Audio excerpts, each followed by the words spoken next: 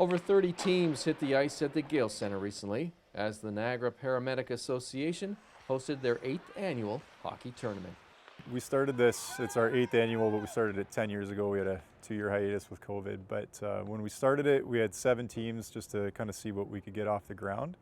Last year, we actually surpassed $100,000 donated to our charity. So I don't know that we could have ever imagined that it was going to get that big, and we are continuing to grow. We're looking for ways to continue to growing, and that's actually our biggest challenge right now, is how to keep growing with the constraints that we've got with ice time, and just we don't have enough time in the day right now. So yeah, it's bigger than we ever thought. The tournament once again supported Shoot for a Cure, which is a joint fundraising team made up of Stop Concussions and the Canadian Spinal Research Organization.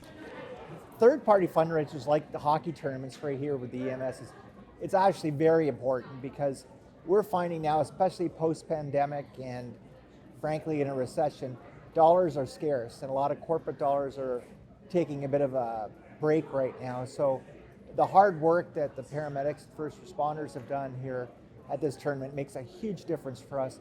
It actually allows us to keep going forward, keep our momentum going, and funding the great research right here in Ontario.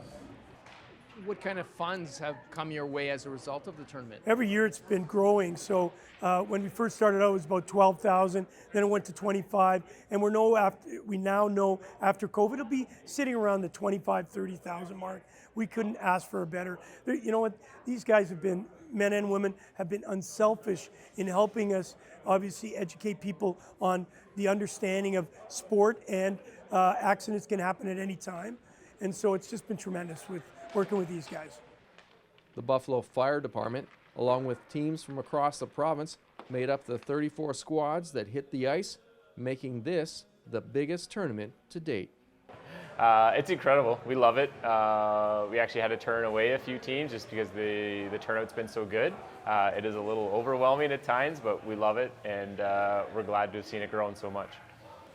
You don't just book ice time. There's a lot that goes into it. Take us behind the scenes and let us in on the prep that leads into this week. Yeah, absolutely. We start basically when this tournament ends, we'll start planning for next year, same as last year.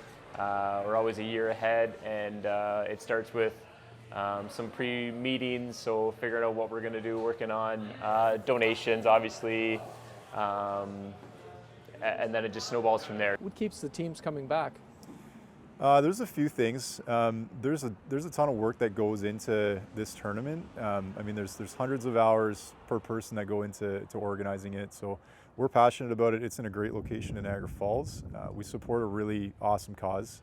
Shoot for a Cure is the fundraising campaign for the Canadian Spinal Research Organization and Stop Concussions. And so that fundraising campaign is really important to us as paramedics.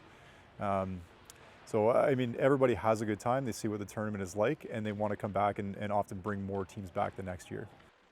In Niagara, you're watching The Source on your TV.